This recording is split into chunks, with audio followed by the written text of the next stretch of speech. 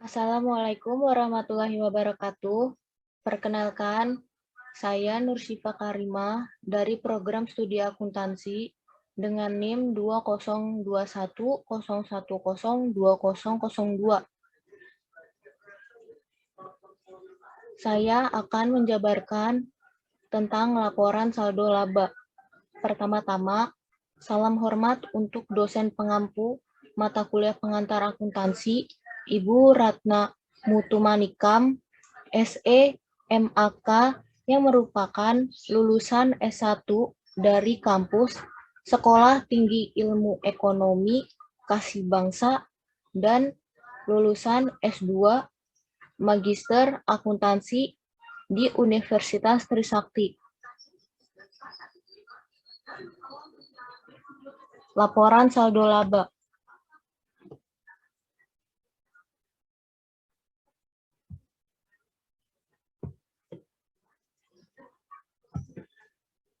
Saldo laba adalah laba yang ditahan perusahaan sehingga tidak dibagikan kepada pemegang saham. Beberapa ahli mengutarakan pendapatnya mengenai return earning atau saldo laba ditahan. Mereka diantaranya adalah Kieso 2002 dan Bambang Rianto 1995. Kieso berpandangan bahwa laba ditahan adalah laba yang ditahan dan dimanfaatkan oleh perusahaan terlebih dahulu untuk menyokong kegiatan bisnis ke depannya. Sedangkan Bambang Rianto berasumsi bahwa retained earning adalah laba yang dibagikan kepada pemegang saham sebagai dividen dan sebagai laba ditahan untuk modal usaha. Fungsi saldo laba ada 5, yaitu sebagai pengembangan usaha, sebagai modal membayar hutang, sebagai modal untuk menstabilkan perusahaan, sebagai modal investasi, sebagai pendukung kegiatan operasional. Pengelompokan saldo laba. Dalam praktiknya, saldo laba ditahan atau retained earning dipengaruhi oleh beberapa kelompok akun. Akun-akun tersebut antara lain adalah besarnya laba ditahan periode sebelumnya, dividen, serta besarnya laba atau rugi bersih setelah pajak perusahaan. Laba ditahan pada periode sebelumnya adalah laba yang sudah digunakan pada periode berjalan.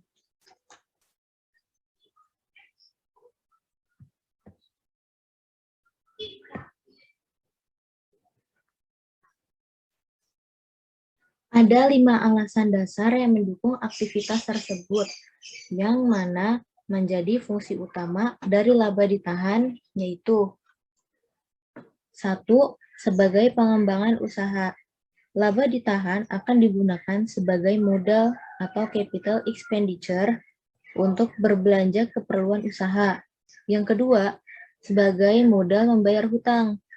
Hutang khususnya dalam pembelian alat menjadi pilihan karena perusahaan lebih memilih untuk menggunakan kas sebagai pengembangan usaha atau kegiatan operasional. Perusahaan biasanya akan memanfaatkan saldo laba untuk membayar hutang jangka panjang seperti hutang hipotek atau hutang obligasi. Yang ketiga, sebagai modal untuk menstabilkan perusahaan. Melalui cadangan kas, perusahaan dengan modal yang tidak terlalu besar bisa menggunakan laba ditahan sebagai modal jaga-jaga dalam menghadapi kondisi pasar yang tidak menentu. Lalu yang keempat, sebagai modal investasi. Investasi merupakan salah satu kegiatan transaksi yang sangat menguntungkan.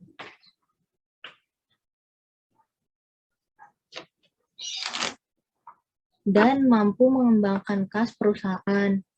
Karena membuat perputaran kas perusahaan menjadi lebih efektif dan produktif. Yang kelima, sebagai pendukung kegiatan operasional. Kegiatan operasional contohnya membayar tagihan listrik, air, sewa gedung, dan keperluan lainnya. Modal juga bahkan bisa digunakan untuk perbaikan mesin, memberikan bantuan tunjangan, memberikan bonus, atau gaji pegawai demi meningkatkan etos kerja karyawan.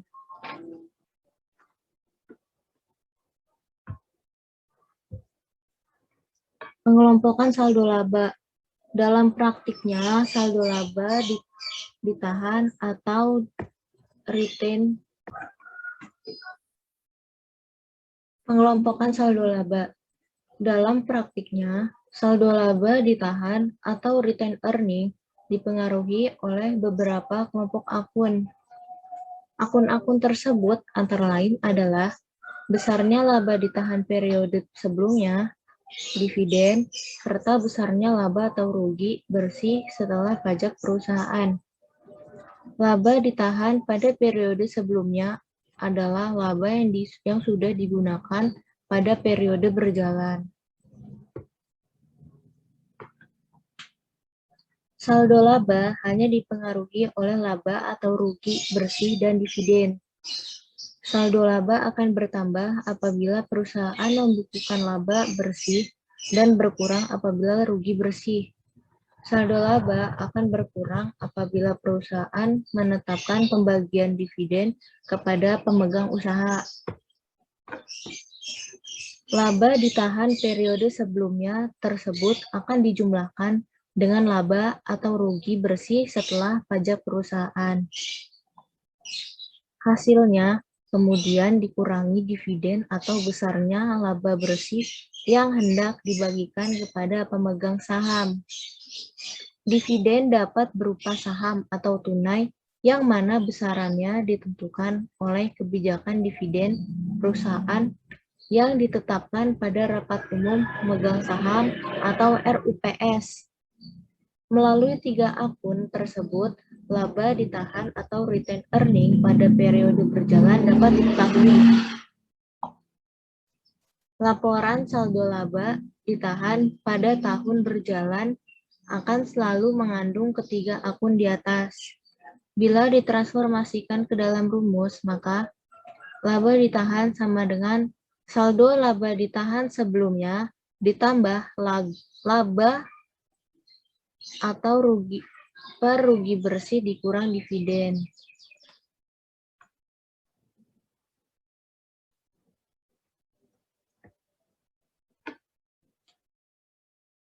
Laporan saldo laba ditahan pada tahun berjalan akan selalu mengandung ketiga akun di atas. Bila ditransformasikan ke dalam rumus, maka laba ditahan sama dengan saldo laba ditahan sebelumnya ditambah laba atau rugi bersih dikurangi dividen. Di sini saya ada contoh laporan laba rugi dan laporan saldo laba. Laporan laba rugi dan laporan saldo laba ini berkaitan. Nah, di atas sini ada perusahaan jasa Adi Uda. Laporan laba rugi periode untuk bulan yang berakhir pada 31 Januari 2019. Di sini ada pendapatan. Pendapatannya ada pendapatan jasa sebesar 3.000. Lalu ada beban. Nah, beban ini terdiri dari beban transportasi sebesar 900, beban sewa sebesar 800, beban utilitas sebesar 400. Kemudian total beban ini dijumlahkan semua menjadi 2.100. Lalu laba neto yaitu pendapatan jasa dikurangi total beban menjadi 900. Nah, di bawah sini ada perusahaan jasa Adi Duda laporan saldo laba perusahaan untuk bulan yang berakhir pada 31 Januari 2019. Saldo laba 1 Januari sebesar 0, ditambah laba neto sebesar 900. Lalu dikurangi dividen sebesar 300. Jadi saldo laba 31 Januari sebesar 600.